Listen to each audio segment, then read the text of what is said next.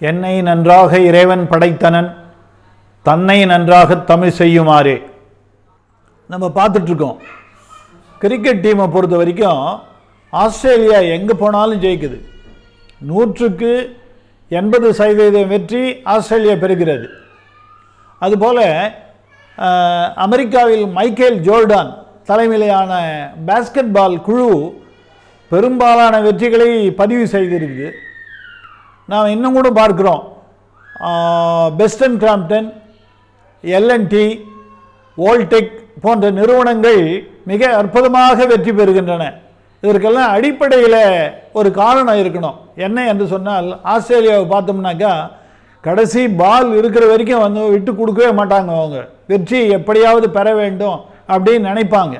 அதனால் அமெரிக்க பாஸ்கெட் பால் கடைசி ஒரு நிமிடத்தில் வரைக்கும் வெற்றியை தக்க வைப்பதற்கு அனைவரும் ஒன்று சேர்ந்து முயற்சி செய்வார்கள்.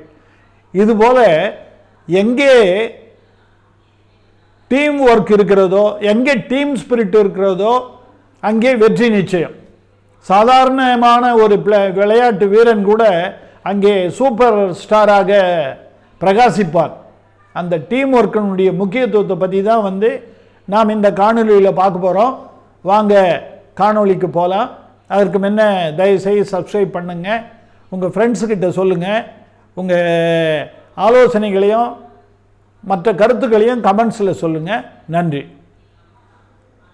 நான் ஏற்கனவே குறிப்பிட்டது போல் அந்த டீம் ஒர்க் எப்படி உதவுது, அதுதான் ரொம்ப வாழ்க்கையில் மிக மிக முக்கியம். எதுவாக இருந்தாலும், விளையாட்டாக இருந்தாலும், அலுவலகமாக இருந்தாலும், குடும்பமாக இருந்தாலும் டீம் ஒர்க் வந்து ரொம்ப முக்கியம். குடும்பத்தில் எப்படி டீம் ஒர்க் முக்கியம் அப்படின்னு நீங்கள் கேட்குறீங்களா? ஒரு சின்ன நிகழ்ச்சியை சொல்கிறேன். ஒரு அப்பா இருந்தார். அவருக்கு வந்து 3 பிள்ளைகள். 3 பிள்ளைகளும் வந்து மிக கடுமையான உழைப்பாளிகள். ஆனால் 3 பிள்ளைகளுக்கு மத்தியில் வந்து ஒற்றுமை கிடையாது. ஒவ்வொருவனும் ஒவ்வொரு திசையில் போவான். இது அவங்க அப்பாவுக்கு வந்து ஒரு வருத்தத்தை கொடுத்தது. அதனால் அவர் என்ன பண்ணார்னாக்கா, ஒரு நாள் 3 பேரையும் கூப்பிட்டார்.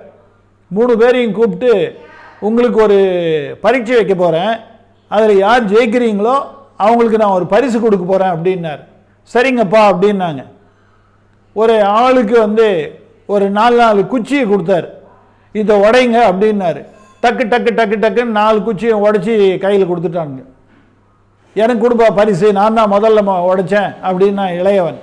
அதற்கு அப்பா சொன்னார், இது வந்து ப்ரிலிமினரி, மெயின் டெஸ்ட் இப்போ இனிமேல் தான் வரப்போகுது அப்படின்னு சொல்லிட்டு எல்லார்கிட்டையும் வந்து ஒரு பண்டில் கொடுத்தாரு. அதில் 10 குச்சிகள் இருந்தது. அந்த பண்டில் நல்லா நூல் போட்டு இறுக கட்டி வைத்திருந்தார். இப்போது இந்த பண்டிலை நீங்கள் உடைக்கணும், குச்சிகளை தனியாக எடுக்கக்கூடாது அப்படின்னு சொல்லிட்டு அந்த பண்டில் கொடுத்தாரு. எல்லாரும் முயற்சி பண்ணி பார்த்தாங்க, யாராலையும் உடைக்கவே முடியல.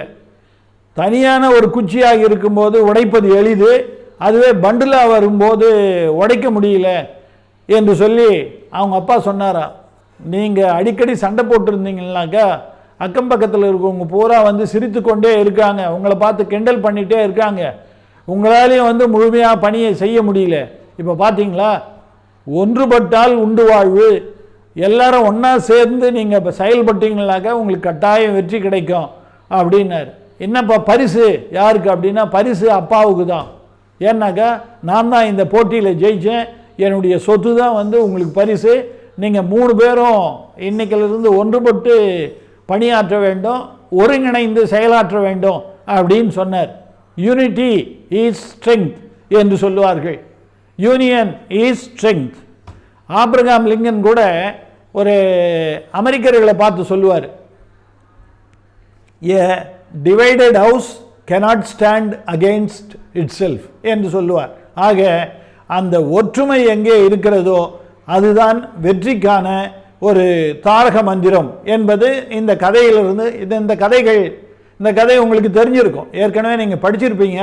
இருந்தாலும் கூட்டு முயற்சிக்கு ஒற்றுமை எவ்வளவு முக்கியம் என்பதை மீண்டும் ஒரு முறை வந்து நான் உங்களுக்கு நினைவூட்ட விரும்புகிறேன். அது மட்டுமல்ல, அந்த டீம் அப்படின்னாலே அந்த வார்த்தைக்கு ஒரு அற்புதமான அர்த்தம் இருக்குது.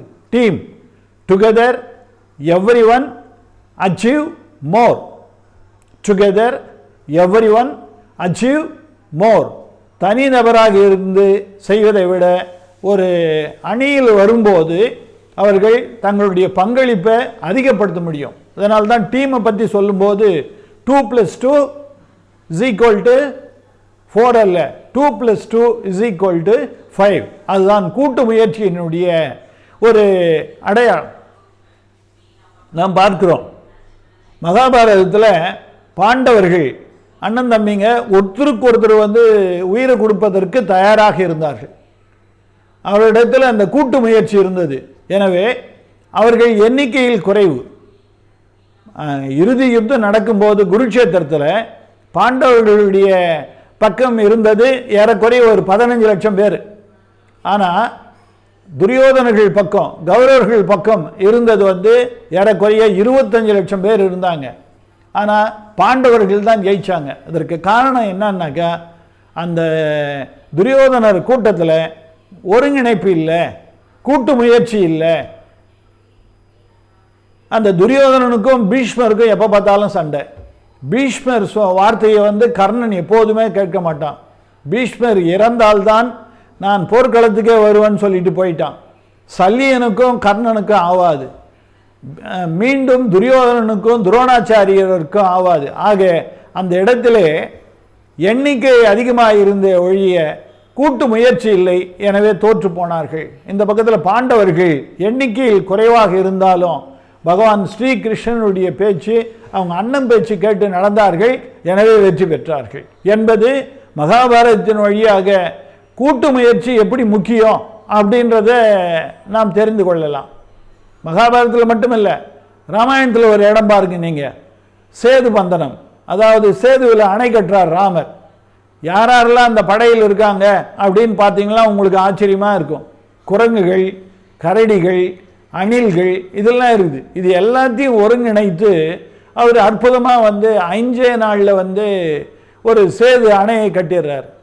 மிகச்சிறந்த ப்ராஜெக்ட் மேனேஜர் யார் அப்படின்னு பார்த்தோம்னாக்கா ஸ்ரீ ராமச்சந்திரமூர்த்தி தான்.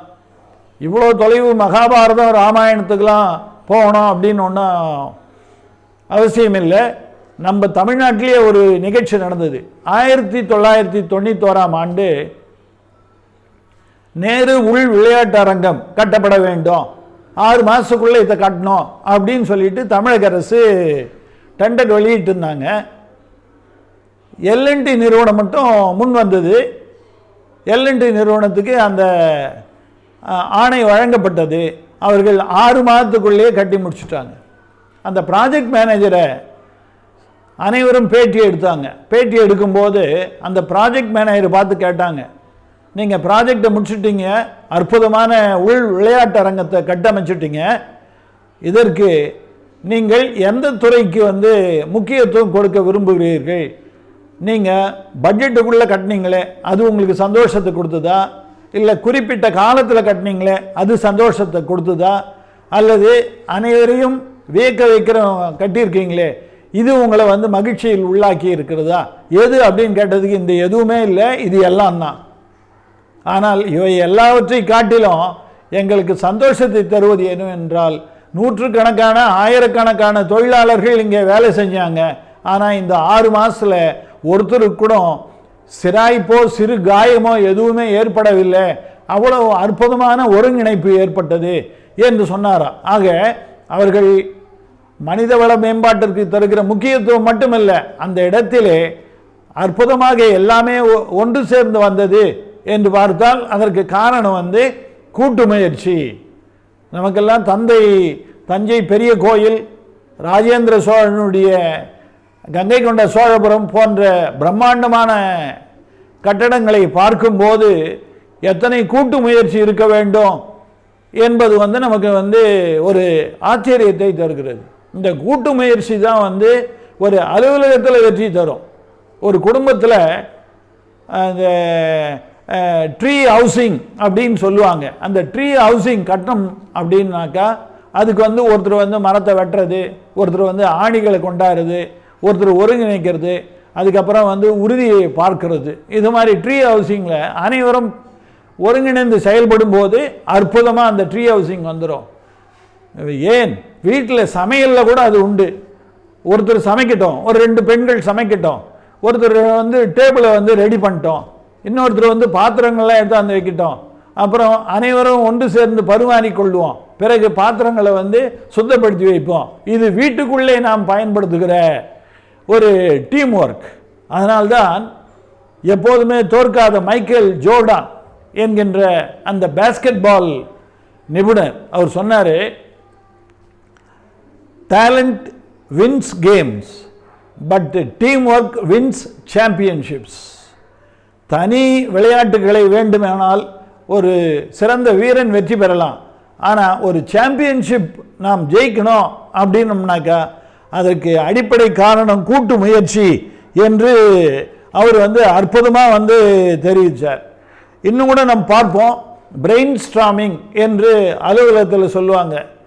அனைவரும் ஒன்று சேர்ந்து அமர்ந்து புது புது உத்திகளை உருவாக்கி அதில் வந்து சிறந்ததை தேர்ந்தெடுத்து அதன் பிறகு அதை செயல்படுத்துவதில் அனைவரும் ஒன்று சேர்ந்தாங்கன்னாக்கா அது அற்புதமான வெற்றியாக வரும். நம்ம கூடவே பணி செய்கிற ஒருத்தருக்கு வந்து ஏதாவது ஒரு தொந்தரவு வந்தால் அவருக்கு உதவி செய்து அவரை மேலே கொண்டு போகிறதும் வந்து இந்த கூட்டு முயற்சியில் ஒரு முக்கியமான அங்கமாக இருக்கும். அப்போலோ 11 என்கின்ற அந்த விண்வெளி கலத்தை பற்றி தெரியும். அமெரிக்காவினுடைய விண்வெளி கலம் அது முதலாக நிலாவில் சென்று இறங்கியது. நீல் ஆம்ஸ்ட்ராங், எட்வின் ஆல்ட்ரின் போன்றவங்கெல்லாம் செய்தாங்க. இதில் 2 பேர் மேலே போனாலும் ஆயிரக்கணக்கான டெக்னீஷியன்ஸு, என்ஜினியர்ஸு, சயின்டிஸ்ட்டு அனைவரும் ஒருங்கிணைந்து தான் வந்து அப்போலோ 11 சாத்தியமாயிற்று. அங்கே நீல் ஆம்ஸ்ட்ராங் போய் இறங்கின பிறகு சொன்னார், இது வந்து it was a small step of a man. நிலவில் கால் எடுத்து வச்ச உடனே சொன்னார், it was a small step of a man but giant leap of the mankind. இது என்னவோ ஒரு சிறிய மனிதனுடைய தப்படி, ஆனால் மனித குலமே பூமியிலிருந்து நிலாவுக்கு ஒரே பாய்ச்சலில் பாய்ந்து விட்டது அப்படின்னு சொன்னார். அந்த வெற்றிக்கான உதாரணம், வெற்றிக்கான காரணம் என்னவென்று சொன்னால் டீம் ஸ்பிரிட். இந்த இடத்துல நான் ஒன்று சொல்லிக்கொள்ள விரும்புகிறேன். ஒரு முறை காட்டில் வேடன் வலையை விரித்தான், புறாவெல்லாம் மாட்டிக்கிச்சு. இந்த பஞ்சதந்திர கதைகளை நீங்கள் படித்திருக்கலாம். புறா எல்லாம் மாட்டிக்கிச்சு, தப்பிக்கிறதுக்கு வழி இல்லை. தூரத்தில் பார்த்தா வேடன் வரான். எல்லா புறாக்களும் வந்து தலைவரை பார்த்து சொல்லுது, உங்கள் பேச்சை கேட்காத நாங்கள் இந்த தானியங்களை சாப்பிட்டு மாட்டிட்டோம் அப்படின்ட்டு. அதுக்கு அந்த தலைவர் புறா ஒன்று சொல்லுது, கூட்டு முயற்சி அது உள்ளே கொண்டாடுது பாருங்க, சித்திரகிரீவன் அப்படின்னு அந்த புறாவுக்கு பேர். அந்த புறா என்ன சொல்லிட்டுனாக்கா, நாம் எல்லாரும் ஒன்றா சேர்ந்து பறப்போம், பறந்தோம்னாக்கா இந்த வலையோடு பறந்து விடலாம். பிறகு தொலைவில் வந்து என்னுடைய நண்பன் ஒருவன் இருக்கிறான் காட்டில், ஒரு எலி நண்பன், அவன் இந்த வலையை கத்திரிச்சு கொடுத்துருவான் அப்படின்னு சொன்ன உடனே எல்லா புறாக்களும் சம்மதித்தது. எல்லாம் ஒன்றா சேர்ந்து மேலே பறக்க ஆரம்பிச்சதுன்னே வேடனுக்கு என்ன பண்ணுறதுன்னு தெரியல. கொஞ்சம் தூரம் பின்னால் ஓடி வந்தான். அந்த புறாக்கள் வெகு தொலைவு பறந்து சென்று விட்டன. காட்டில் போய் அந்த எலி வந்தது, புறாக்கள் சுதந்திரம் அடைந்தன. இது எப்போ நடந்ததுனாக்கா, இந்த ஒருங்கிணைப்பு முயற்சி 1947க்கு முன்னால். இந்த 1947க்கு பின்னால் இதே மாதிரி ஒரு சூழ்நிலையில் புறாக்கள்லாம் மாட்டிக்கிச்சு, எல்லாம் பறந்து போச்சு. ஒரு புறாவும் சொல்லிச்சான், என்னால் தான் பறக்கிறோம், என்னால் தான் இந்த வலை மேலே போகுது, என்னால் தான் நாம் எல்லாரும் தப்பிக்கிறோம் அப்படின்னு சொல்லிட்டு. எனவே எல்லா புறாக்களும் சேர்ந்து என்ன பண்ணுறதுனாக்கா சிறகடிப்பதை நிறுத்திவிட்டன, பறக்கிறத நிறுத்திடுச்சு, எல்லா புறாக்களும் நிறுத்திடுச்சுங்க. அதனால் என்ன ஆயிடுச்சுனாக்கா வலை மேற்கொண்டு செல்ல முடியல, ஒரு மொட்டை மாடியில் போய் இறங்குச்சு. அந்த மொட்டை மாடி முனியாண்டி விலாசனுடைய மொட்டை மாடி. எனவே கூட்டு முயற்சி எத்தனை முக்கியம் என்பது இந்த சிறு நிகழ்ச்சியால் தெரியும். நன்றி, வணக்கம்.